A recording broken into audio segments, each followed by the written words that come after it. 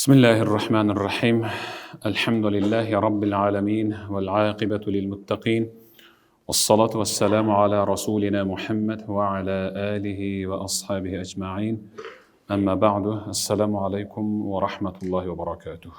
Урматтуу жамаат, бүгүнкү жума хутбасынын темасы пикир калтырып кетиңчи. Сиздин пикириңиз керек.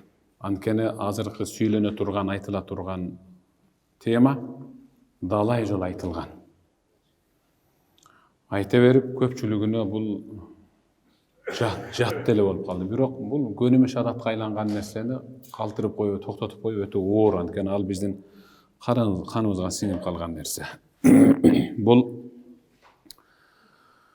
маркумду акыркы сапарга узатуудагы чектен ашкан ысырапкерчилик. Дал ушул жөндө болот. О жакшынакай акылды калчап, пикир гана калтырын.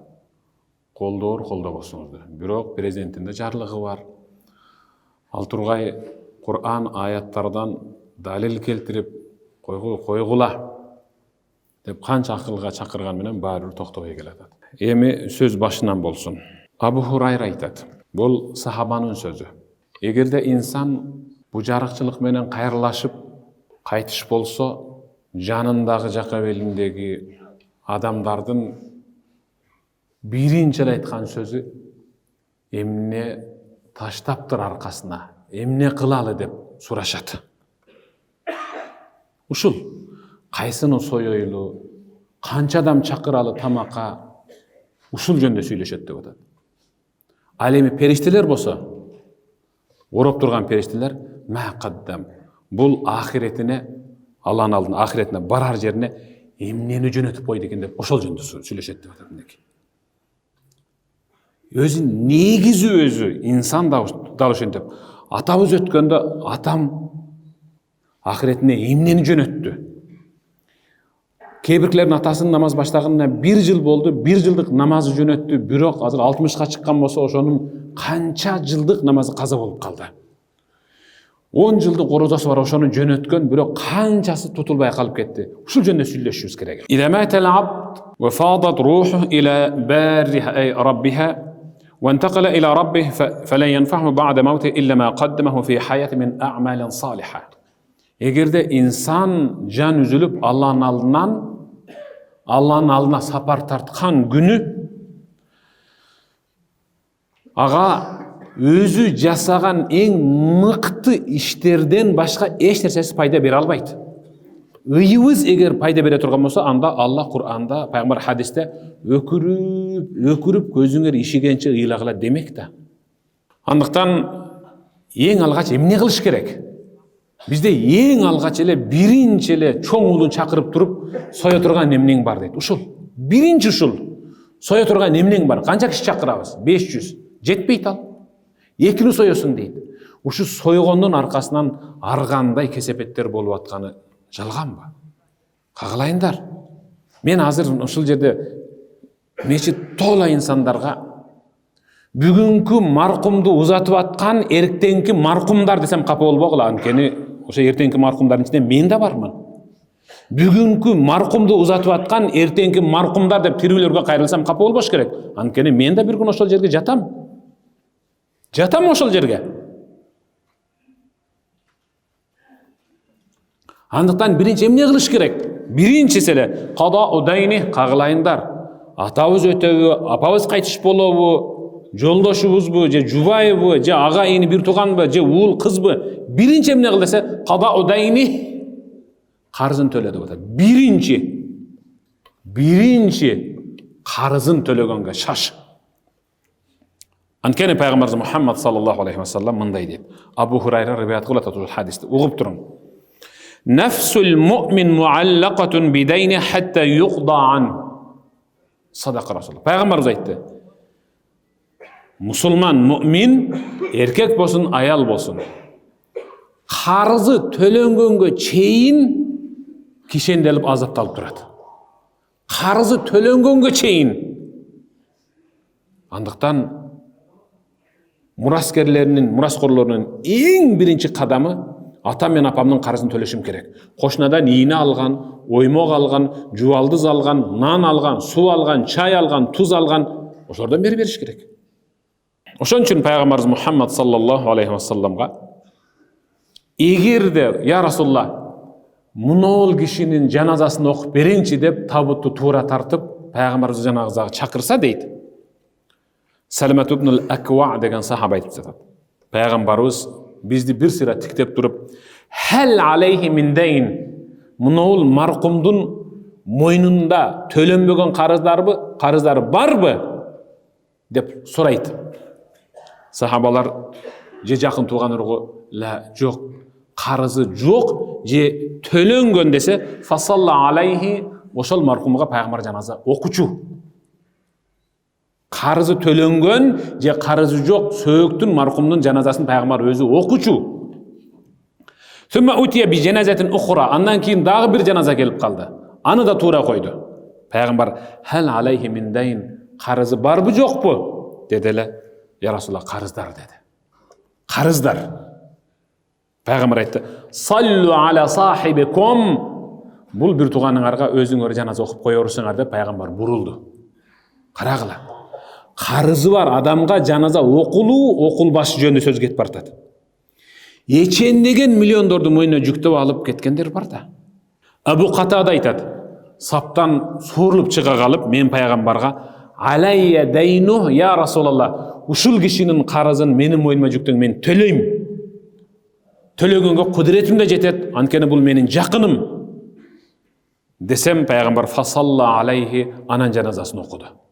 Кагылайындар, биринчи карызын төлөш керек. Биринчи карызын төлөш керек. Андан кийин эмне кылыш керек?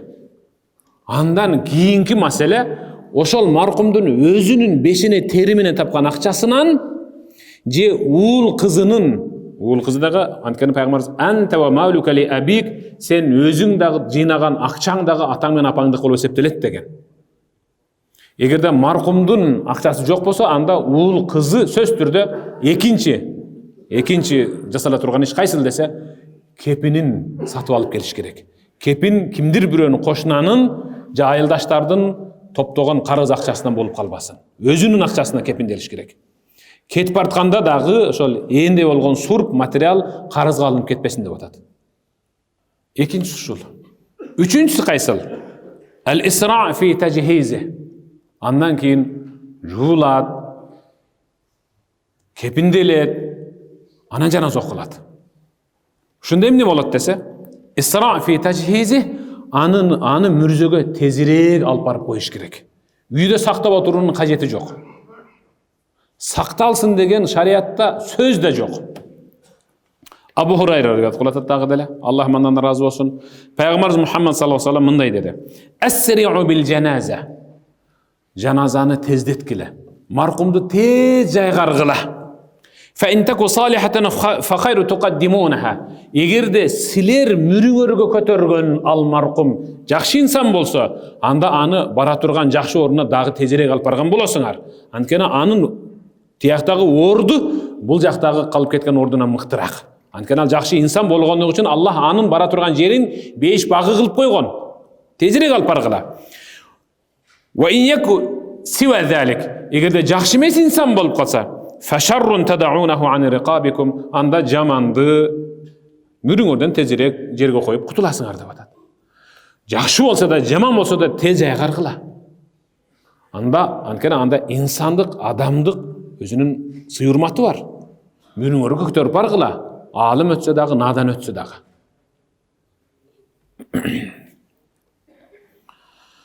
Андан кийинкиси кайсыл десе, анан эми жаназа окуш керек. Жаназа окуш керек. Жаназа бул маркум үчүн, сөөгү үчүн ушунчалык зарыл болгон намаз, бирок рүкү саждасы жок намаз. Биз муну намаз дейбиз. Көпчүлүк учурда бул дуа деп айтылат. Бирок намаз дейбиз, жаназа намаз. Анткени Аллаху акбар деп кол байланып тургандыгы үчүн биз намаз деп эсептейбиз. Курайб деген сахаба айтып атат. Абдуллах ибн Аббас уулу кайтыш болуп калды. Анан Абдуллах ибн Аббас Курайб деген досуна кайрылып, "Маштамаа унзур маштамаа лаху минан нас". Бир сыртка чыгып карачы, жаназаға келген адамдардың санына бір мындай көз чаптырып қойчу, қанша екен? Мен шықтым дағы адамдар жиналып қалып тұр дедім. Жөн эле. Адамдар жиналып қалып тұр жаназаға дедім. Баласын жоғалтқан киши өксіп отырады да. Біз дәл ошол өксіп атқан инсанды өлгөн үстүнө көмгөн кылып анан чакырып алып туруп, не соясың дегенибиз ашыкча да. Абдуллах ибн Аббас мындай деді. 40-тай барбы деді. Жаназаға жиналған адамдардың саны 40-тай барбы? 40-қа чамалайбы деді. Мен айттым, 40-қа чамалайды. Ашып та кетиши мүмкүн жаназаға тура турган кишилердин саны. Ошондо Абдуллах ибн Аббас айтты, эми менин уулумду чыгаргыла. Анткени жуулуп, кепинделип, даярдалып отурулганды. Чыгаргыла жаназага. Анткени мен пайгамбарыбыздан укканым бар, пайгамбардын айтканы мындай. ما من رجل مسلم يموت فيقوم على جنازته 40 رجلا لا يشركون بالله شيئا إلا شفعهم الله فيه صدق رسول الله.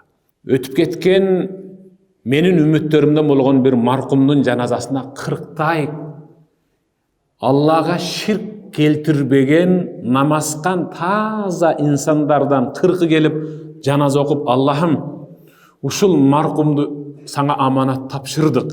Сен кечиримдүүсүң. Саңа тапшырылганга эч качан кыянат кылбайсың. Аллахым бара турган жерин бейиш багы кылгын. Сапарым байсалдуу кылгын. Кечиргин, ырайым кылгын деп сурашса дейт. Аллах алардын баарынын дуасын кабыл кылып, маркумду бейиш менен сыйлайт деп атат. Карагыла. Кагылайындар. Кама тадину тудан. Кимге кандай мамиле кылсаң, ошонун өзүнөн болбосо да, өзгөдөн ошондой мамиле күтө бер.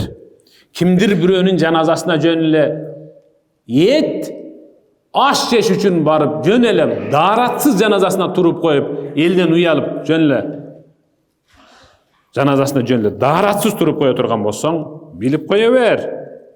Сиздин да жаназаңызга дал ошондой бейнамаздар гана турат.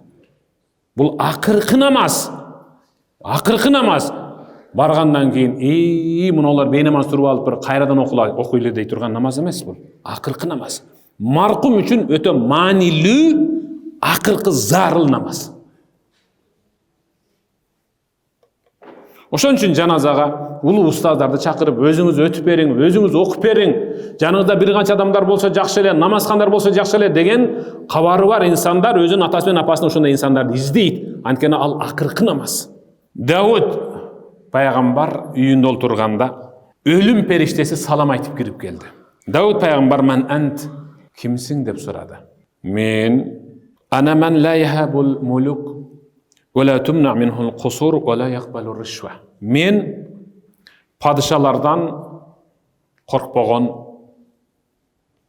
мен деген көз жаасын алган сарайлардын да сакчыларын жиреп кире турган, парага таптакыр алданбай турган жанмын деди эле. Анда сен өлүм периштесиң деди. Ооба, жан алгыч периштесиң деди эле. Ооба, мен малакул маут, өлүм периштесимин, жан алганы келдим. Атайтен ва лам астаид ба'ду. Ошондо мен даярдыксыз отурган учурумда жаным алганы келип атасың да. Эмне үчүн мен даярдан отурганда келбейсиң? Же алдын ала айтып койбойсуңбу мен даярдан турат элем деп Дауд пайгамбар өлүм периштесине даттанып арызданды. Өлүм периштеси айтат. Айна фулан карибук, айна фулан жарук. Айтыңчы Дауд пайгамбар. Баланчы кошунаңыз каякта эле? Кеткенби? Алланын алдына кетти. А баланчы досуңузчу, тууганыңызчы, жакыныңызчы бүт баары кеткенби? Бүт баары кетти. Ама кана лак фи хаула ибра литастаид. Ошолордун авалына эмне үчүн сиз даярданбадыңыз ошолордон имарат үлгү алып? Баары бир күн мен да ушинтип, эгим таңылып, эки колум эки жаныма байланып, чөнтөгү жеңи жок кепинге оролуп, тегиз тактайдын үстүнө жука жатып калам деп неге даярданбадың? Неге даярданбадың деп атат. Мына баарыбызга суроо. Бу дүйнөдөн ала турган гүл азыгың бир гана такыбалык деген болсунчу. Түн кирери менен таңга чейин жашаганга кепилдик жок да. Балышка, жастыкка башыңды коюп жатарда Аллахым өзүңө тобокел кылдым.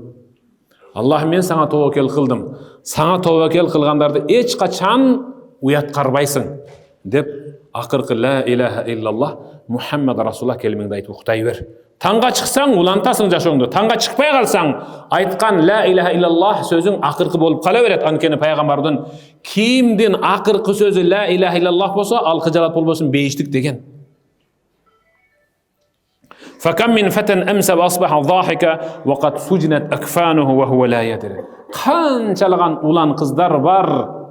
Күлгөндө кашкачы менен кызыл тили көрүнгөндө шапар тээп күлүшөт. Бирок алардын кепиндери тиякта токулуп даяр болуп калган иши жок. Биздин да кепинибиз даяр болуп калган. وكم من عروس زينوها لزوجها وقد قبضت أرواحهم ليلة القدر. Канчалаган каштары герме каш болуп жасанып, эң мыкты кийимдерин кийип, көшөгө артында бир аздан кийин күйөөсүнүн үйүнө көчүрүлө турган келин бар, ал да көчүрүлө турган күнү кетип калган учурлар бар деп атат. وكم من صحيح مات من غير علة وكم من عليل عاش حينا من الدهر. Канча ден соолугу тың инсандар бар. Кечкурун көрсөз таңга мал сизге анын өлүм кабары келип калбады беле? Канчадан бери төшөгүндө онтоп жаткандар бар, жакындары даярданып, өлүмүнө мунун соёлу мунан эл деп. Ал узак жылдан бери жашап эле келатпайбы?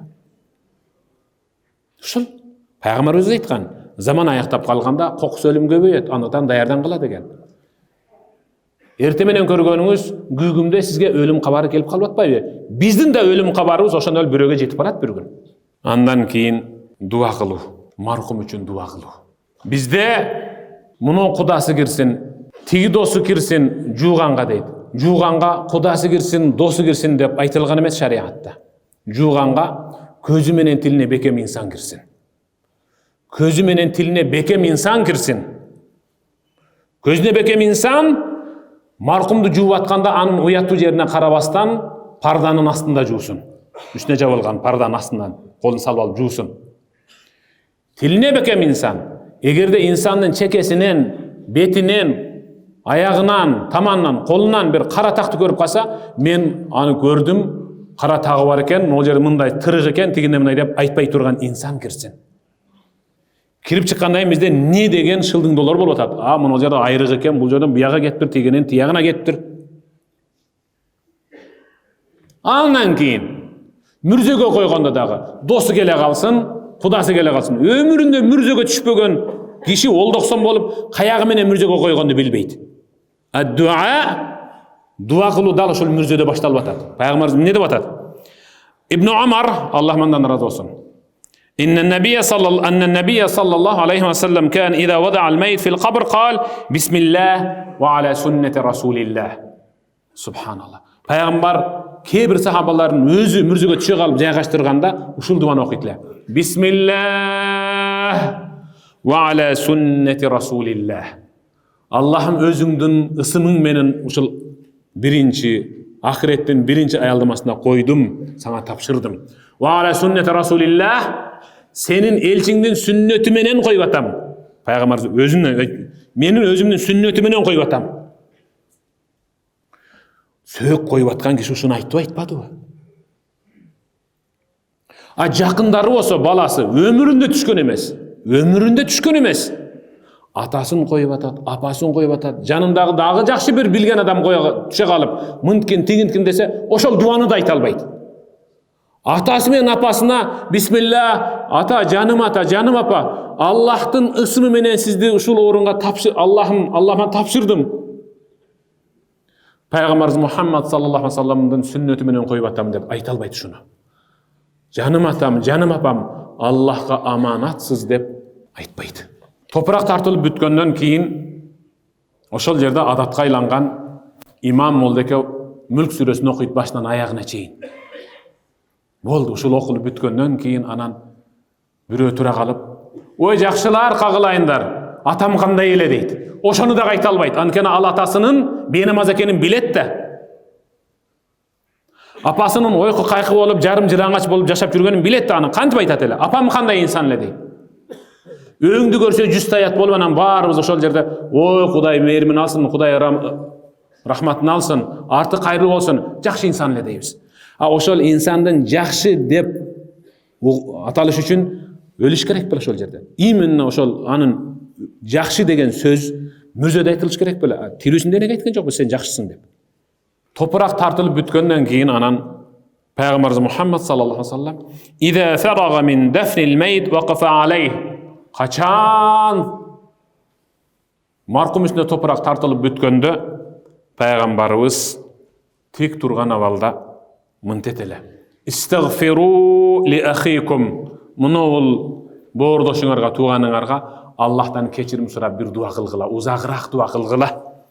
"Васалу лаху тасбит" Аллах Тааладан мункар жана накир периштелердин суроолоруна оңой жооп берүүсүн тилеңгиле.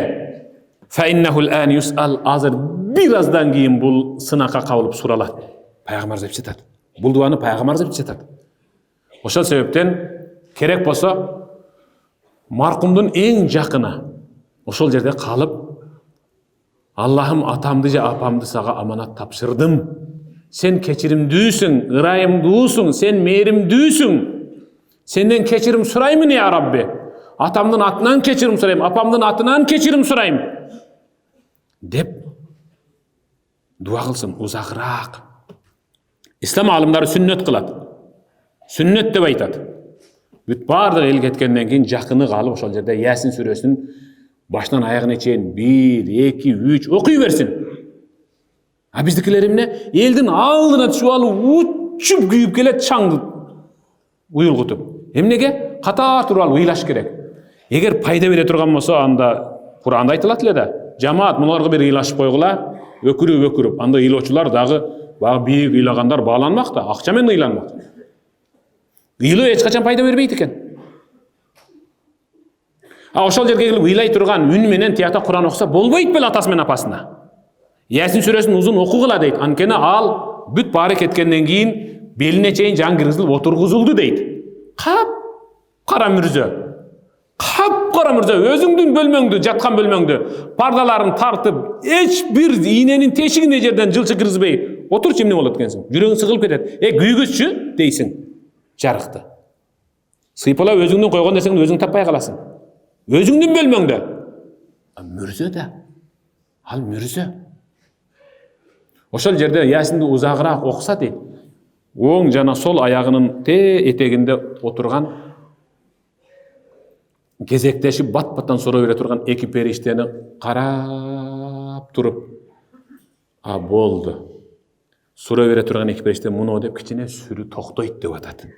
Ошон үчүн ошол жерде Ясин сүрөсүн узундаак окугула деп атат. Кичине сүрүн токтотсун. Булар азыр момунтип суроо бергенде момунтип жооп беришим керек. Тигинтип суроо бергенде тигинтип жооп беришим керек деп өзүн ырастасын деп атат. Биз эмне кылдык? Таштап койдук. Бекиттик, жаптык оозун, үйдүк топуракты чуркап келип ыйлап берип атабыз. Ыйлоо пайдасын бербейт. Абу Хурайра риваят кылып атат. Кала Расулуллах саллаллаху алейхи ва саллям. Пайгамбар айтты. Инна Аллаха азза ва жалла ярфау даражата лил абди салих фил жанна. Пайгамбар айтып жатат. Кыяматта Аллах Таала бир инсан үчүн, салих ата же эне үчүн, же ата эне үчүн бейиштеги ордун болуп көрбөгөндөй мыкты кылып көз жасын алган эң мыкты хан сарайларды тартуу кылса, файкул я Рабби анна ли хада, анна лана хада. Рабби, биз чындап айтканда мындай тартуу билектерге татыксыз элек. Бул бизге каяктан келген белек болду я Рабби десе, Аллахтын жообун берген жообун карагыла. Пай. Аллах бистигфари лакума валадукума. Силер кайтыш болгонуңардан кийин зар какшап менден Аллахым атам мен апамдын күнөөсүн кечир деп сурана бергендиги үчүн перзентиңер. Мен силердин күнөөңөрдү кечирип ушул орунга арзыдыңар деп атат. Мына эки ата эне үчүн эмне үчүн мисалы кечирим сурай албайбыз? Кагылайындар.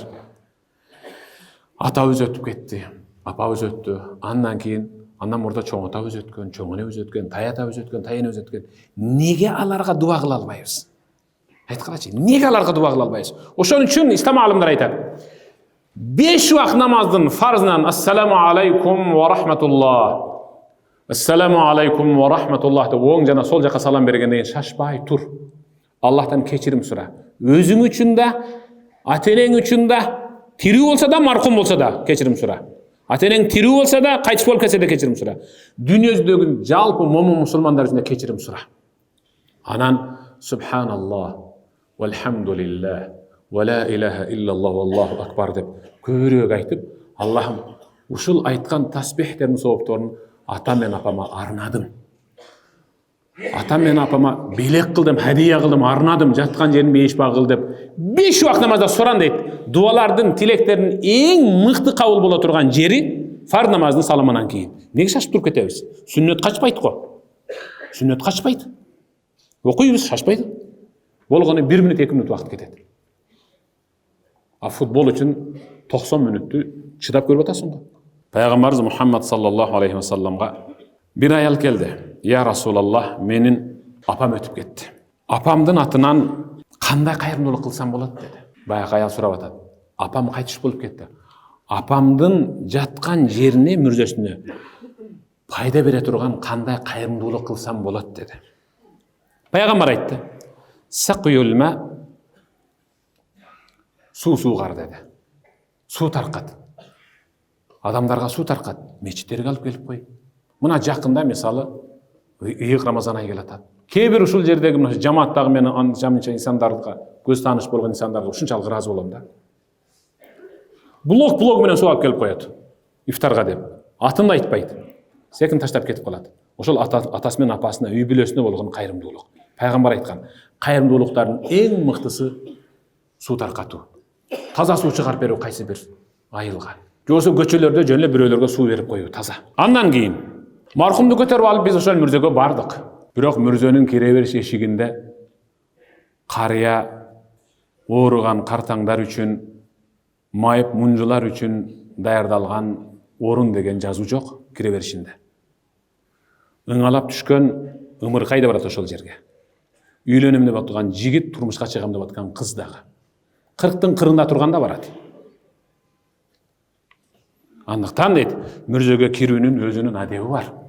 Ассаламу алейкум дара кавму муъминин. Пайгамбар үйрөткөн.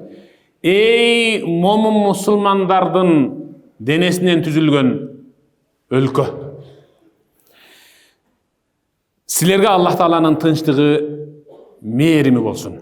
Силер бул жерге бизден мурдараак келип калдыңар. Артыңардан, изиңерден биз да келебиз. Андыктан өзүбүз үчүн да, силер үчүн да Аллахтан кечирим сурайбыз деген ушул дуаны айтып сунна. Эгерге бака-шака болуп алып, бирөөсү тете барып, темеки чегип келип, ошол жерде саясатты неме кылып, качан Куран окуйлу, кел отургула дегенде дагы анан олдоксонуп өмүрүндө андай жерге отуруп көрбөгөн, чалкасына бир кеткендер дагы бар. Эки аягым таалы такым болбой калды деп. Ал эсерсе эмес. Бир күн бизге да ошентип бирөө келет да, биз ошентип жатканда. Пайгамбарыбыз Мухаммад саллаллаху алейхи ва саллям: "Иза матал инсан инқата амалуху илля мин салас." Инсан көз жумушу менен эң негизги 3 ишинен башкасынын баары токтойт. Ушул 3 ишинин сообу жетип турат. Биринчиси кайсыл десе, садака жария. Тирүүлүгүндө жасап койгон бир кайрымдуулугу. Мусулман да, кафир да, инсан да, айван да пайдалана турган бир иш жасап коюптур. Жолдун аңгегин толтуруптур. Жол чыракты коюп коюптур, жашынакай кылып, тротуарга. Же тазалап коюптур, же арык чыгарып коюп, же көчөт тигип коюптур. Ушунун сообу жетип турат деди. Экинчиси кайсыл десе, илмун юнтафа би, илим таркатыптыр. Мынеке, сөз ушул жерде. Жылкыны жыра тартып сойгондон көрө сентябрда 1-2 класстын окуу куралдарын алып берип койсоңуз болбой эле, өзүңүз жашаган көчөдөгү мектепке. Көп болсо бир 30 бала 1 класска баргандыр ошол жерден. Таңкыс болуп жаткан 1 класстын китебин алып берип койсоңуз, не деген мыкты сооп? Сооп бир эле мешит менен медресеге байланып калган эмес. Өзүңүз жашаган аймактагы оорукананын, больницанын ичине кирип туруп, эң зарыл болгон таблетка, дарылар кайсылар? Ушулар. Болду. Менин атам менен апамдын атынан ушул силерге болсун, ушуну таркаткыла. Же шприцтер бир пайдалануу үчүн. Же сиздин көчөңүздөгү, айыл өкмөтүңүздөгү мектептин 1 классын, мен мектеп деген жокмун. Мектептин 1 классын ичин мен математика, же физика, же биология, же химия классын мен жасап берем деген атам мен апамдын атынан. Ушундай мыкты кылып орундуктарынан бери коюп коюң. ыраазы болбогон инсан болот ошол жерде. Ошол жерде окуп жаткан ошол өспүрүмдөрдүн, жеткинчектердин, мектеп окуучуларынын кирип чыгып таалим алып жаткандагы сообу атаңыз менен апаңызга барып турат. Жеп мүйү чыкпады го. Жеп мүйү чыкпады го. Азыр жаназага десе ар бирдин могул жеринде курсакты ошол жака барып тойгозуп алам деп келет. Чын. Ошол жерде дагы таанынгандар бар. Ал айрыкча аялдардын ичинде. Мага момундай материал тийип калыптыр, дегенде мени тияка отургузуп койду. Сенин кайнатаң сен сойгон жылкынын учасын жеш үчүн сен атаң өлүш шарт беле. Сой алат экенсиң. Неге сен атаң менен апаң тирүү мезгилде эки тайды союп туруп экөөнү эки уча тарткан жоксуң? Соят экенсиң го. Сойбой белең атаң менен апаң тирүү турганда. Же сенин атаңдын Кур'ан окутуу аземинде сенин сойгон жылкыңдын учасын төрдө турган депутат жеш керек беле? Атаң жемей беле ошону? Материал издейсиң. Апаңдын денесинин алдына килем издейсиң, ошону тирүү мезгилде салбай белең, үстүнө жапкан жашыл материалды тирүүсүндө бербей белең. Акыркысы, валадин салих яд'ула, үчүнчүсү. Атасы менен апасына бата кыла турган эң мыкты перзенти болсо, ушунун собу жетип турат батасынын. Анан эми кайрымдуулук. Кайрымдуулук дегенде кандай кагалайындар? Тай жетелеп келгенден көрө кимдир бирөөнүн сөөгүнө, жаназасына. Тай жетелеп келгенден көрө Табарак сүрөсүн толук окуп келип, ошону арнаганың артыгыраак. Чын. Чын. Колун жетелеп келгениңден көрө Кул хуаллаху ахад сүрөсүн 3 жолу оодарып, колуңдан келсе 10, 100, 1000 жолу окуп багыштап койгонуң артыгыраак. Эмнеге? Анткени эртең да биз ушинтип жаткан учурда кимдир бирөө биз үчүн Аллахтан истигфар айтып кечирим сурап бере алат да. Кама тадину тудан, кандай мамиледе жашасаңыз, сизге да ошондой мамиле кылган инсандар сөзсүз түрдө жолугат. Бала бакчаны даярдап бер. Жолоңдоп берели. Арык казып берели. Жетим жесирлерди кепилдик алалы. Пайгамбар ушунчалык мындай гарантия менен айтканда, ана ва кафилул ятима хакада фил жанна. Мен жана жетимди кепилдик алган үммөтүм экөөбүз кыяматта момундай болуп туруп калабыз бейиш эшигинде. Ушундай болуп туруп калабыз экөөбүз деп сөймөймөн ортон колун жакын көрсөткөн. Ата мен апамдын атынан ушул жетим жесирлерди көмүрү менен, чайы менен, наны менен ушунчалык эле кайрымдуулук кыла алат экенсиз, ооба? Бир кафени, бир ресторанда ижарага алып, сойбо десе да сойуп атпайсызбы? Сой алат экенсиз анда. Эмнеге? Айлап карыз болуп, дүкөнгө кирген сайын дүкөнчүнүн дептерине жазып коюңузчу, балдарымдын пособиясы тийгенде, жөлөк пул тийгенде берем деген үй бүлөлөрдүн карызын төлөп коюң анда. Ушунчалык сой алат экенсиз. 10 000 сом, 20 000 сом, 50 000 сомго чейин карыздары бар. Маркумду акыркы сапарга узатуу жылкы союу эмес, маркумду акыркы сапарга узатуу мен жогору жакта айткан эң мыкты Аллах жанынан элчи көрсөткөн көрсөтмөлөр менен болот. Жөн гана пикир калтырам. Колдойсуздар деп ишенем иншалла. Эгерде биз ушинтип үнөмдөй турган болсок, анда биз сөз түрдө өнүгөбүз иншалла. Аяттарга садакаллахул азим, хадиске садака расулухул карим. Амин. Аллахумма иннека афувун карим, тухиббул афва фа'фу анна, я рахим, бирахматика я архамар рахим. Allah.